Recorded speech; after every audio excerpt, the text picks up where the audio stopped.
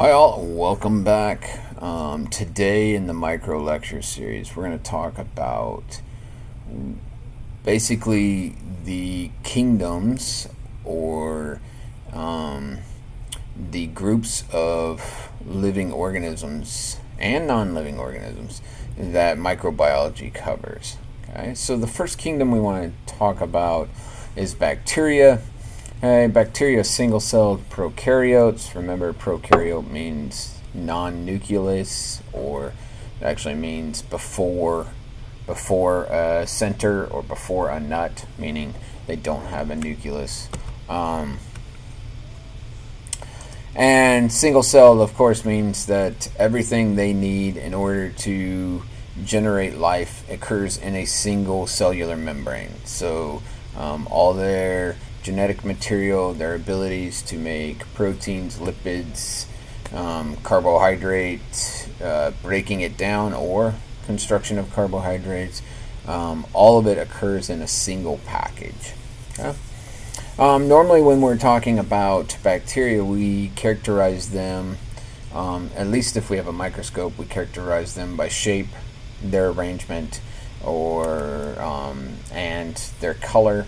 And then kind of that color comes with like how do they stain.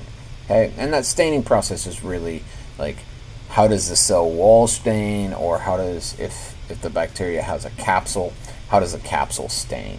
Okay, so that's kind of how we define them.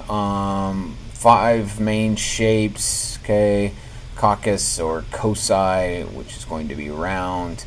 Bacillus or bacillium, which is rod-shaped or cylindrical.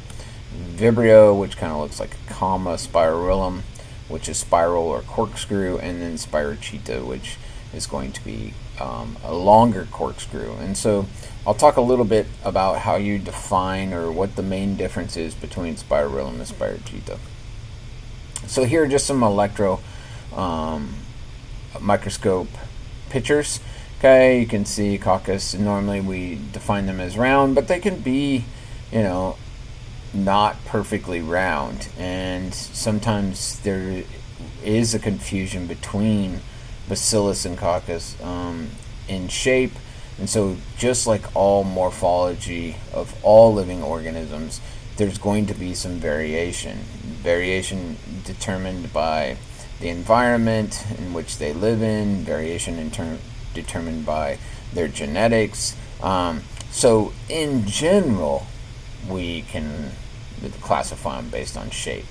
But in practice, sometimes it gets a little bit more variable, let's say. Vibrio, kind of common, that comma shape or that bent rod. Spirillum typically has a few more bends than Vibrio, so they look like kind of corkscrews. And then Spirocheta are longer corkscrews. But the difference between Spirillum and Spirocheta, often the difference is Spirocheta has an internal flagella, right? And so when they move, they kind of twist and snake through an environment, versus using like Spirillum, if they're mobile with a flagella, then Spirillum will have an external flagellum that kind of hangs off them, either a polar end, so it hangs off one of the end, or more of a central, or sometimes they're covered in flagella to move. Okay, so just separating them first by shape. This is often a practice in microbiology. Okay, paleomorphic refers to organisms that have varying shapes.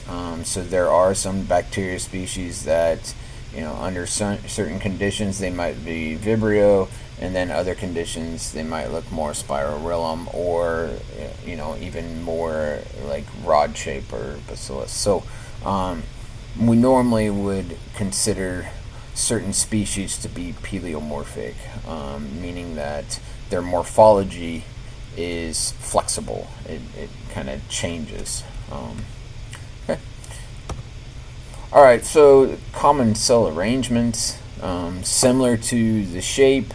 Okay, how are they linked together? Are they linked together at all? So if they're single, normally they just carries the name of the shape. So coccus or bacillus or vibrio, etc. If there's two of them linked together, we typically start with diplo, meaning two, and then whatever the shape is. Okay, and so you can see there's lots of arrangements, and so this is just cocci or coccus shape. So you can get diplococci, staphylococci, which is going to be a clump. Okay, strepto, which is going to be a chain. Sarkinia, tetrad. There's lots and lots of ways at which these bacteria can be arranged. Sometimes the arrangement directly affects, how we might treat them if we're going to try to treat them with an antibiotic, or might dictate how fast they might be able to grow, what's the connection, how fast they potentially could evolve or evolve antibiotic resistance. Remember, when we're talking about bacteria in general, they have a single circular chromosome, but then they also have these little teeny chunks of DNA, which we call plasmids. Those plasmids can be passed between individuals. Okay, and so if you're in a large clump, you might have a lot more contact with quite a few more individuals, and they might be able to pass their plasmids to you. So it's possible large clumps of bacteria could evolve faster. Chains. Okay, so again, I kind of just already talked about this. Strepto, and then whatever the type of the bacteria is. Clumps, staphylo, and then whatever type the bacteria is. Okay, if it's a flat square, we call it a tetrad. So if it's 4 individuals kind of in a flat surface, it's a tetrad. If it's cuboidal, so 8 or more, but it's in kind of a cube, sarkina. Okay, and then for some groups like the bacillus, there are some other specialized structures like palisade structure. So you can see that here. It's often, we call it like a fence with V's. So you'll have these V-shaped pickets in your fence. Palisades, that term you might also know from like plant biology. We have palisade cells inside the tissue of like a plant leaf. There's palisade cells, which are these long kind of picket-like cells. Same deal, same kind of arrangement where single-celled organisms arrange themselves in these linear long chains, but then they kind of have this V shape also. Alright, so moving on to archaea. Again, archaea is a lot like bacteria with some major differences, which we'll talk about. Okay, so when we talk about their likeness, okay, they're similar in size, they're similar in shape, they're similar in basically how they arrange themselves. Those similarities are all really common between bacteria and archaea. Their differences, though, really come in what constitutes their cell wall, or what kind of chemical composition do they have, and what are their ribosomes like, what is their cytoplasm might be like, or is there special structures in the cytoplasm, is there cell membrane made of special structures or have some specialties. This is where the differences really come between archaea and bacteria. Okay, so archaea, their cell walls do not have peptoglycan.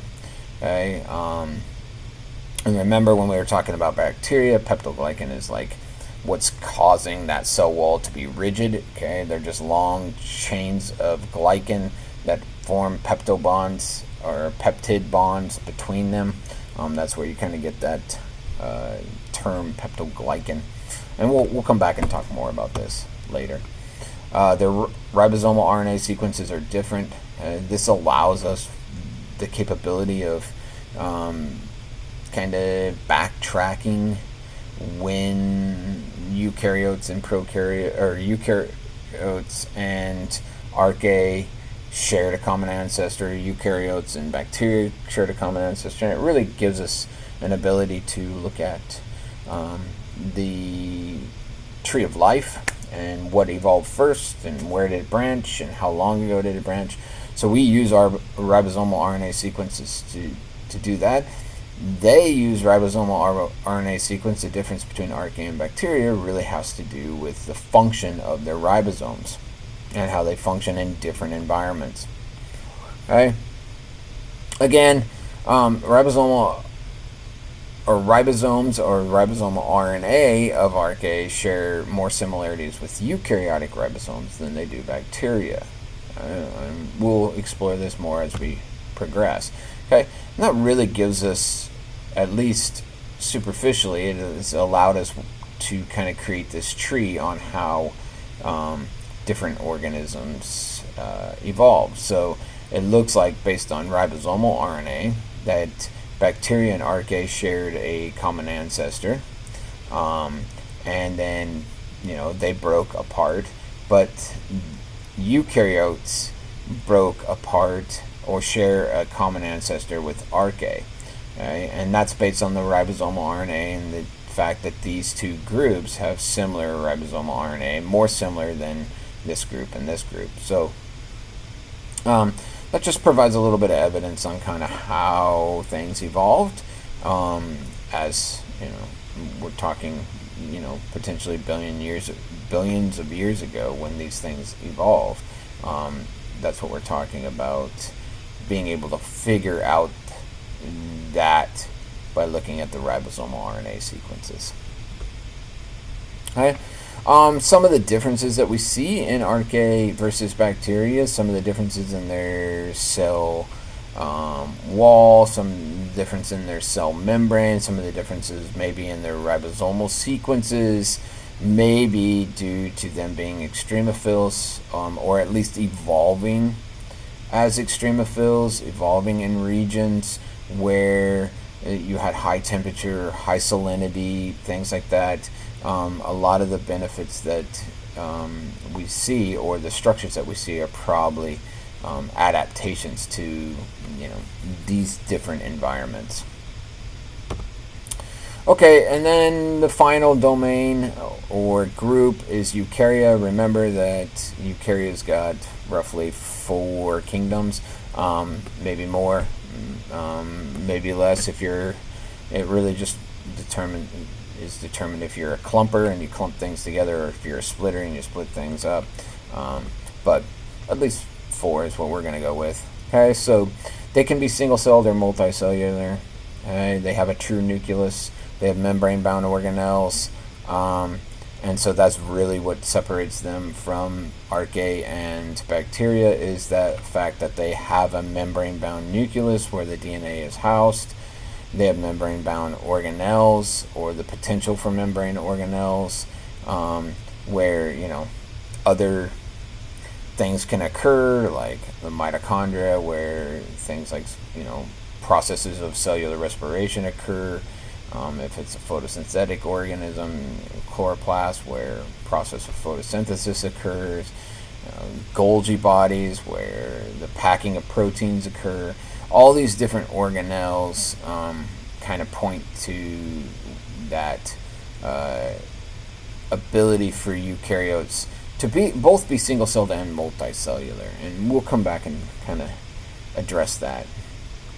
Okay, most of the time in microbiology, when we're talking about eukaryotes, though, we're talking about things that might be causing diseases, or they're microscopic eukaryotes, so like fungi that might be microscopic, like yeast, or other fungal spores that don't get very large, algae, protozoas, like malaria and giardia and these kind of things that might be affecting humans in some way. Hemolymph worms, which are in the animal kingdom. These would be things like tapeworms and flukes and roundworm and things like that might affect humans in some way. Okay, so again, fungi are, fairly important for different groups of microbiologists. From a food perspective, a lot of fungi are utilized for the fermentation process. From a medical perspective, there are lots of fungus that can affect humans. Algae, multicellular photosynthetic packages that have been thought to potentially be a potential biofuel. Protozoa, again, I talked about some of those. Hemolymphs, same thing. Okay, most of them are parasitic. Many of the eukarya that we study in microbiology are endoparasites. They're internal parasites, and that's why we study them, even though they're not bacteria and archaea. They can cause human disease like malaria, which is pictured here.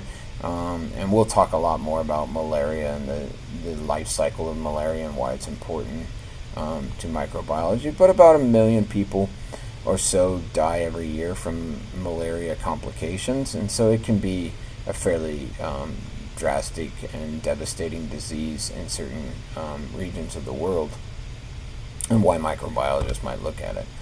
Okay, so examples of eukarya, again, fungi, they're multicellular, they can be filamentous, they can be single-celled yeast, okay, and we'll talk about how they bud and how they actually reproduce conidia and other things as we progress, and we'll look at them individually.